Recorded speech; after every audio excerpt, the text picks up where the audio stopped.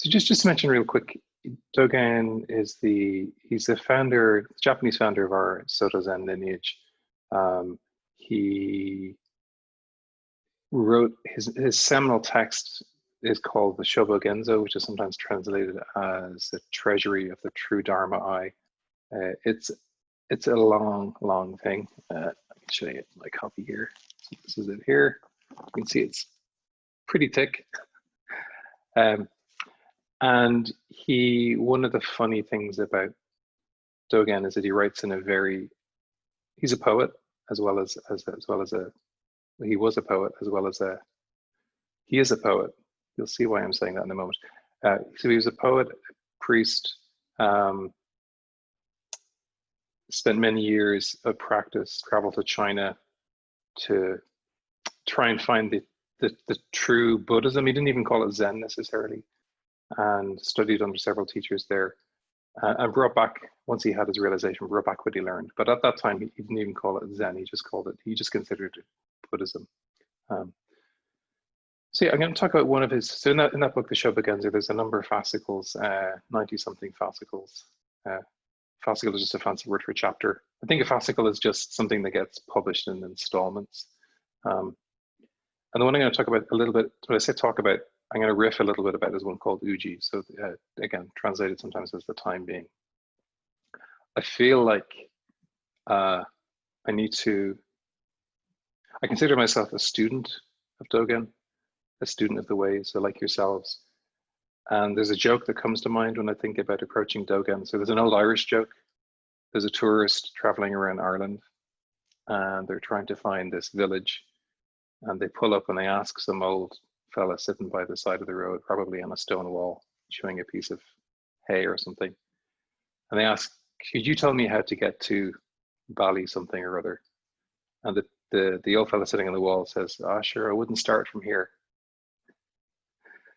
So I feel like when I'm approaching Dogen, I wouldn't start from being me, because it seems incredibly dense and hard to understand. And yet somehow when we start to practice, I'm sure most of us have felt, I know I certainly felt when I started practicing, who might even think that I'm going to be able to like sit or meditate or get my head around this Buddhist thing or this Dharma thing. So I feel like having a sense of humor approaching all this stuff helps. I know it certainly helps me. So Dogen, and one of the things about Dogen that I find really interesting is you'll all have heard that famous Zen saying of Bodhidharma is a special transmission outside words and scriptures. No dependency on words and letters, that kind of thing. Pointing directly to the mind. And sometimes that gets interpreted, or at least I feel it gets misinterpreted as words are somehow second class to something else, the real thing. And of course, there's a distinction between words and our experience. One of the things I really appreciate about Dogen is that he doesn't diss language.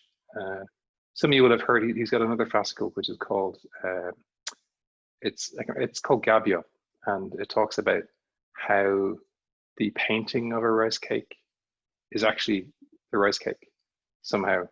And so just by way of saying that language is not a second-class citizen from Dogen's perspective, actually he really embraces both words and the things that they point at. There's a real playfulness about it. And this is one of the things I find really inspiring and helpful about reading Dogen, even though rationally I find it hard to understand. So I feel like it's one of those things, because he's poetic, I almost feel like his work is like a portal where the invitation seems to me to be to allow the words to work us, rather than worrying so much about, do I get it intellectually? Do I understand it? And can I be clever about it? But rather to, just somehow step into it and let the words work us, and keep going back to it. And one of the things in the recent practice period that we've done, and I found this really helpful with Dogen too, is maybe taking a phrase or a passage and just sitting with it, both literally and metaphorically, just using it almost as a mantra, and just kind of having it as something that we work with. Just a little bit of context about Dogen, and I'm a fan of James Joyce. I was particularly inspired by his sort of stream of consciousness approach to writing. So I think there's something about Dogen's way of approaching the Dharma and talking about it that's the poetry of it is powerful, and also kind of mystifying and incredibly frustrating sometimes. I guess the only other thing I'd say before I start talking a little bit about this fascicle is I think a lot about my own motivation and intention behind practice and study and reading, and I think a lot about the vows that we take and this aspiration to be a bodhisattva. We take on these vows that are somehow somehow beyond time and space. Beings are numberless, vowing to save them, that kind of thing. And yet we do it. So something about that orientation towards, at least for me, this practice is about compassion. And it kind of has to start with myself, because I find that when I don't have that attitude towards myself, it's hard to show up that way for others. But then just anchoring that fact that, this practice is really about somehow waking up in ways that allow us to support others in waking up. So the time being, Uji, there's a bunch of translations, and I'm not going to go through the whole. I'm only really just going to talk about a little bit of the fascicle. So give you a little bit of context, talk a little bit about it. Hopefully it's an encouragement for you to check it out yourself. There's a couple of translations. There's one, so the book I showed you, this one is published by Shambhala. So it's the one San Francisco Zen Center. So Kaz Tanahashi is the editor of this, and the translation of Uji that I'll be talking about tonight is translated by Kaz Tanahashi and Dan Welch. There is two free versions of the Shobo Genzo online. So Shasta Abbey, so the Order of Buddhist Contemplatives, one of their monks, a man called Hubert Neerman, translated the entire Shobo Genzo into English. So he spent, I think, 25 years, most of his life translating it, and then apparently promptly passed away. So it really was his life's work. So that's available for free online, and it's a very helpful translation. Probably a bit more of a literal, it has a bit more of a literal English bent than some of the other translations. And that's kind of their tradition. It has a bit more of a high church, English high church feel, which is inspired by their founder. There's another free translation online by so Gudo Wafu Nishijima and Shodo Mike Cross. So Nishijima was a Soto priest in Japan, and Mike Cross was one of his Dharma areas, and they worked in a translation for several years. That one is very terse and pithy, and what I've read about, I don't speak Japanese, but what I've read about it is it's one of the closest to the Japanese language sensibility that there is. So that could be one to check out too. The other thing about Uji to say is a lot of what's in the Shobo Genzo are discourses by Dogen to his monks, but actually this one is something he wrote down. So he intended it to be studied and worked over repeatedly. So, not necessarily to be understood in one sitting, but to kind of come back to again and again. Something else I was going to say about that, which escapes me now. One other thing to say is he's talking about, so the word Uji is translated in lots of different ways. So that for the time being, or being time, or sometimes. But the way Dogen writes this fascicle, it's like he's riffing. It's kind of like he's playing Dharma jazz, if you will. Because for a certain part, he'll talk about something in a certain way, and then he'll totally shift direction and talk about it in a different way, and then come at it from another perspective. So even in the way it's written, it has that flavor. And the other thing I wanted to say, there's a book that came out not that long ago by Shinshu Roberts, who's a nun. She's based in Santa Cruz Zen Center. So she's written, the fascicle itself has only got like 13 paragraphs or 15 paragraphs, I can't recall right now. She's written an entire book about it, going through it line by line. So you get the sense there's a lot to it. So we just touch into a little bit of it this evening. And I'm only going to really read there's one verse at the start that I'll read, and then we'll just kind of take it from there. So it opens up with this mentioning Yaoshan. So any of you familiar with the Fukan Zazengi? So Yaoshan is I really like this. It's like this assortment of characters who just kind of appear. So in this one, it's like it's our old friend Yaoshan, the guy who talked about think, not thinking. So there's that famous piece in the Fukan Zazengi. How do you think, not thinking, beyond thinking? That whole piece. So there's a poem by him at the beginning, and I'll just read this piece. So for the time being, stand on top of the highest peak. For the time being, proceed along the bottom of the deepest ocean. For the time being, 3 heads and 8 arms of a fighting demon. For the time being, an 8 or 16-foot body of the Buddha. For the time being, a staff or whisk. For the time being, a pillar or lantern. For the time being, the children of Zhang and Li. For the time being, the earth and sky. I'll read this one last paragraph that comes after this. For the time being here means time itself is being, and all being is time. The golden 16-foot body of a Buddha is time. Because it is time, there is the radiant illumination of time. Study it as the 24 hours of the present. 3 heads and 8 arms is time. Because it is time, it is not separate from the 24 hours of the present. It's pretty clear, right? So a couple of things I wanted to mention that he talks about there that I found helpful to understand.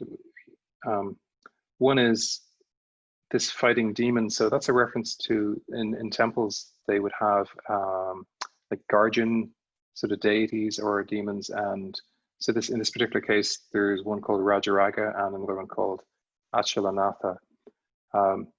So this sense, it's interesting, you know, the influences, this is influenced from Hinduism. So lots of Hindu influences on Buddhism. And this comes alive particularly in Tibetan Buddhism, where these kinds of deities and figures become central to the practice, where we actually, you know, you take them up as part of your meditation. But this also entered Japanese Buddhism. So some of the traditions in Japan have much more of this flavor. But even in Zen, they're sort of seen as temple guardians, but not as demons in a negative sense, but beings who are who embody compassion and wisdom and have a wrathful aspect. So they manifest with great energy and force to protect practitioners from harm. So that's one reference. And the other he mentions is an 8 or 16-foot body of the Buddha. So the reference there is 16-foot means a standing Buddha, and then 8-foot means sitting. So the 4 postures of meditation: standing, sitting, walking, and lying down. So it's referencing those 2 postures. And then talking about a staff or a whisk. So staff is sometimes called a hasu, which is a ceremonial thing, and it represents the flowing forth of the water of compassion. So that's a symbolic reference. And then a staff represents a monk who's traveling around and is constantly in pursuit of service to others as a bodhisattva.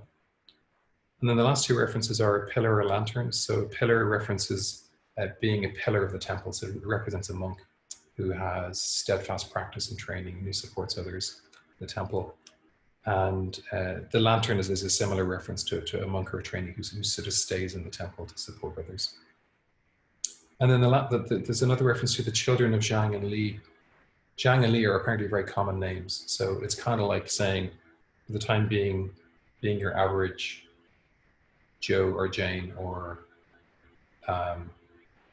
Rakim or Naira, whatever your name is. So basically just being an average person. So part of what I found, and I find helpful about this classical, is when I first read it, I just had this instinctive sense of time and being somehow being the same thing. On some instinctive level, that made sense to me. If you've ever experienced in Zazen time feeling like it stands still, that time has just slowed to a crawl. Or maybe you get to the end of Zazen and the bell rings and you've been lost in thought and it feels like it just passes in a moment. Or perhaps if you remember long summers as a child, so school, vacation, so time off from school, where the days just seem to stretch endlessly. Or maybe as an adult, you look back at when you were 5 or 15 or 25 and how fast time seems to have passed. So we have a very linear sense of time. You know, time follows a certain sequence, and he talks there about 24 hours in a day, although he calls it 24 hours of the present. And so part of what he's pointing to here is, if you think about the Heart Sutra, and it talks about form is emptiness and emptiness is form, and somehow, I don't know about you, I never found that emptiness word super helpful. At the beginning, I found it very confusing because I thought it meant something like it's just vacuous. So words that I find more helpful for that are the openness of everything. So rather than the emptiness of everything, the openness of everything, or the fullness of everything. So somehow the fact that all of life around us is not constrained and fixed, it allows for the continual unfoldment of our experience and our existence. So in some sense, that's what he's talking about here, that our linear conception of time and space. If you think about yesterday, for example, where is yesterday? Keep searching for it, and all I can come up with is it exists somewhere in my cognition, but I can remember what happened yesterday, but I can't prove to you that it happened. We sat Zazen together in this call at the start, but how do we know? We got a recording of it maybe. Well, we don't actually, but how would we know it actually happened? And the same with the future. If we think about what's yet to come, if we think about where that exists. And again, for me, the only place I can find the future is in my thinking and my cognition. Some sense I have of that yet to come. So that relationship, for me, it brings around about a softening around the sense of time being this hard linear construct, and space also being this kind of hard construct. And so that relationship between form and emptiness, because of the openness of everything, things can kind of merge and can flourish and can unfold in the way that we're on this call together, or wherever we are, whatever we're doing right now. We're in a certain time and place, and we're breathing in, and we're breathing out, and we have some perception of what's around us. And it's an experiment you can try when you're sitting. I'm sure you've done this before, but if you can even try it now. If you try to sense, where does your skin end and where does the rest of the world begin? Or if you feel when you're in Zazen and you're holding the cosmic mudra, where do your thumbs end? The connection between the points of your thumbs. So in some sense, for me, when I step into this from an experiential point of view, I just have this really profound sense of there is no separation. That's an easy thing for us to say, but some sense that the boundary of our skin and all the atoms that connect to our skin and the air around us, in some sense, are connected to everything else. So, these ideas, because the question that keeps coming up for me is like, how does this relate to my everyday life? And how these are fascinating, potentially philosophical ideas, but Dogen's intent wasn't philosophy. He was approaching this from a perspective of supporting others in their awakening. So for me, how this, I find this relatable to everyday life is it helps me sense a softening around time, around myself and others. It brings to mind to me this sense of, it's another way to talk about form and emptiness, that the way the world exists is things dependently arise. Things arise in dependence upon both causes and conditions, and also the names we give to things. We look at a table and we take the table apart and burn it. Is it still a table? So there's much more fluidity about how we exist than our standard cognition allows for. So this softening around the sense of time and being, it personally helps me have a sense of connection to others and the world around me. And also, as he's talking that fascicle, some sense of, maybe right now I'm experiencing myself as a fighting demon and I have a lot of anger and there's a lot happening in the world and I'm responding to it with some sense of anger. And then maybe in another moment, I have a sense of it from the perspective of being a Buddha. I have some through wisdom and compassion, I can kind of discern the suffering that's there and also somehow be resourced in a way that it doesn't overwhelm me.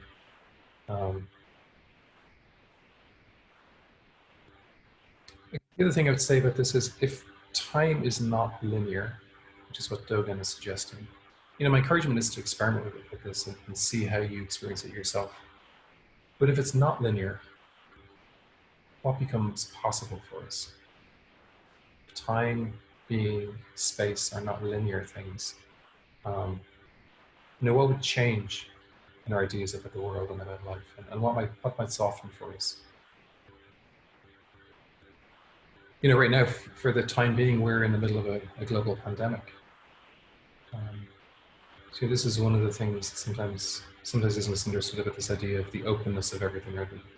You talk about it as emptiness, but somehow from an absolute perspective, well, suffering doesn't exist. But really, as beings in the world that we live in, on that relative level, of course we experience suffering. If somebody steps on our toe, if somebody uses denigrating language against us, we feel something. So these things are real. For the time being, there seems to be an awakening right now about race, about inclusion, about diversity, about difference, about identity. We can't travel right now, many of us, and yet, so we live in a much smaller radius than we're used to. And yet, if you think of the evolution of our species, for most of our existence, we lived in a very small world. Even if we were nomadic, the radius that we would travel in and the people that we would know was a very small circle. There are meditators who live in caves for years at a time. There's a wonderful documentary, I think it's called Amongst White Clouds, about Chan Buddhist monks who did this, and in other traditions there's meditators who live solitary in caves for years at a time. So somehow our conceptions and our expectations of what's normal around time and space, I know for myself, I find this helpful in softening my attachment to how things might be or how things should be. What else to say? I guess the other thing I'd just say is, we think right now, look, what separates us from the rest of the world, the rest of our Sangha, the rest of the community, wherever we live? What truly separates us?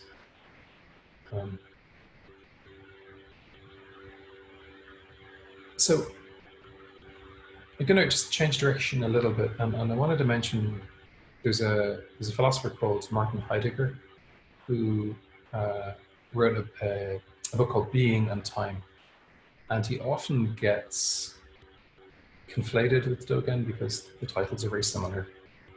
And Heidegger's a little bit like Dogen. It's almost impossible. It's not impossible to read, but to understand it, it's a different kind of way of approaching the written word. But one of the things I find interesting about and it's something I've been exploring recently. When I read Heidegger, because one thing about Dogen, he really wanted to question everything that he sort of learned and inherited, and in some ways invented a new language and new ways of expressing and thinking and talking about things. And Heidegger, who was active in the last century, one of the things he was interested in was, you all know the author of Descartes and this notion of I think, therefore I am. And I'm a subject and I can see objects out there. I can look at beings and I might analyze them philosophically. And that was kind of the way this whole philosophical edifice was set up. Apologies to any true philosophers out there, but from a very simple sense, that's how philosophy was kind of conceived of. And Heidegger's whole question was, well, what does it actually mean to be? What does it mean to be a person? So he really started to examine, like, what is this sense of being?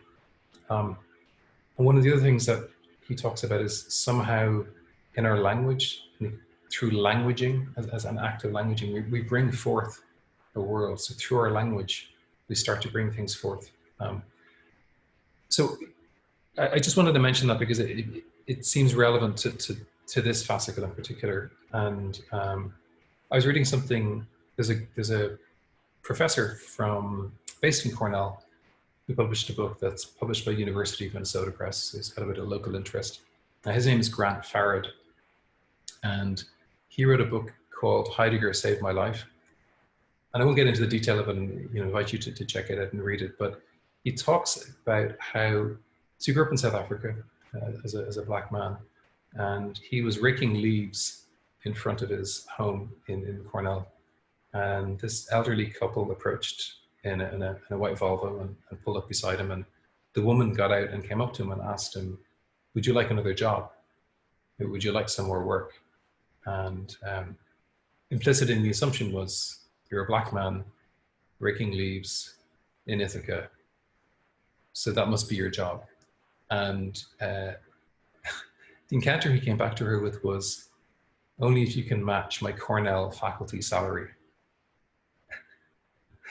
And he just talks about, and it's interesting because he talks in that book about how, and Heidegger, without getting into too many details, there's some problematic aspects to his background, and in particular in the 30s, he supported the Nazi party. So in some ways, he's a deeply problematic figure. And yet this person was saying, Grant Farrad was saying, this is the person he turned to because somehow he realized how Heidegger how he had learned to think, helped him in that moment negotiate his many identities. He grew up in South Africa where he would often be called boy just because he was a black man.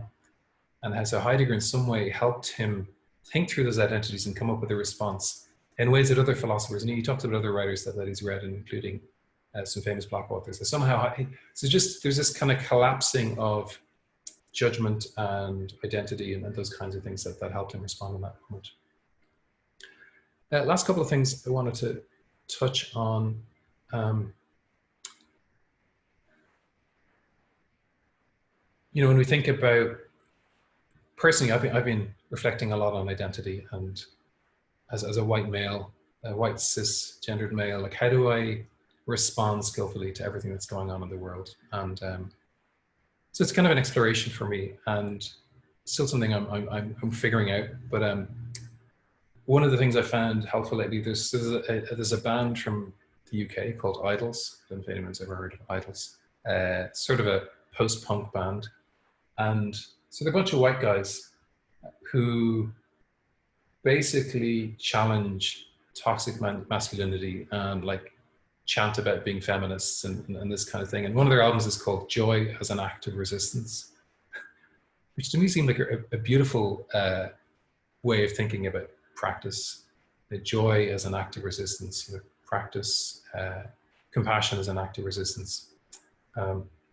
And a lot of what they do is challenge conventional norms and cliches. And one of their songs, they just come up with a bunch of really unusual cliches. And I don't know if any of you know who Tracy Emin is. She's an artist famous for, she had an installation piece in a gallery where she's in her bed.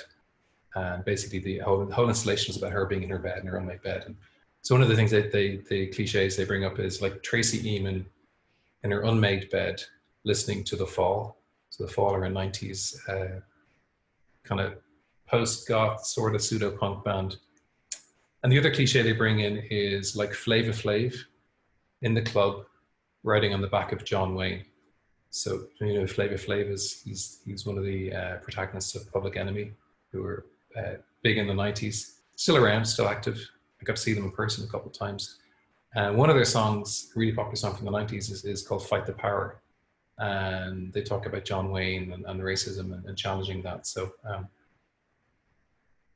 yeah, poetry, art, music, somehow this all to me relates to just something about the power of poetic ways of expression to challenge my fixed ways of thinking about time and experience. Just last couple of things I'll mention, and I'll finish and we can have a conversation.